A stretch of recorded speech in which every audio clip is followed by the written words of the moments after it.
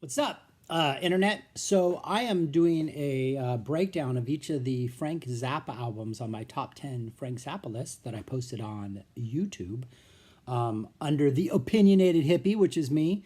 And this is number 9, Make a Jazz Noise Here.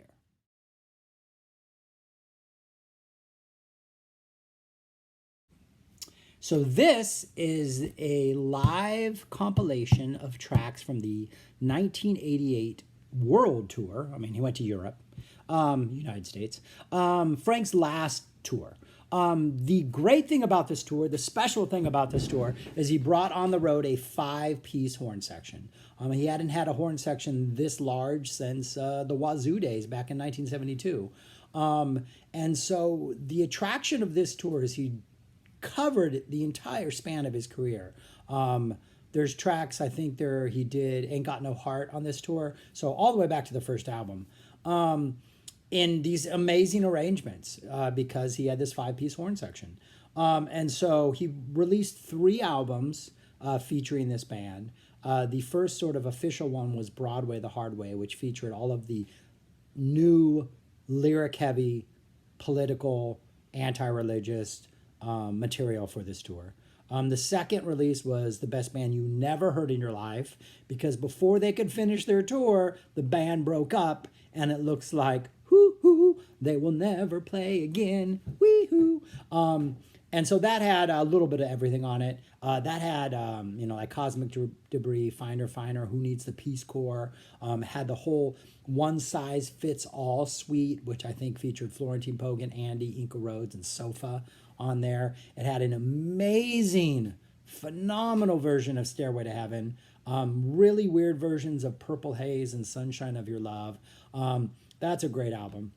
But this is the creme de la creme of the 88 tour. This is the jazz, improvisational, mostly instrumental aspect of that band. There's a couple new tracks on here. One, When Yuppies Go to Hell, which was called Desiccated on the tour. This features the actual Desiccated theme, and then it goes off into a bunch of improvs and solos, many of which are actually from Pound for a Brown on the Bus. So Frank edited that in here. There's a couple tracks with names that are new. Fire in Chains and Star Wars Won't Work. Those are actually guitar solos. Frank had this habit on this tour, is before the show would begin, he would mess around with his guitar and create loops that he could push a pedal, and that loop would come up and play during a show. And he would use this loop during the improv sections.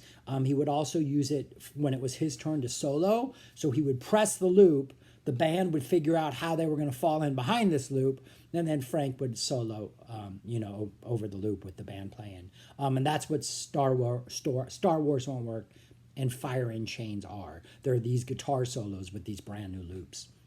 But the rest of the material on here, it's like there's a Big Swifty with improvisations, a King Kong with improvisations, a Dupree's Paradise with improvisations.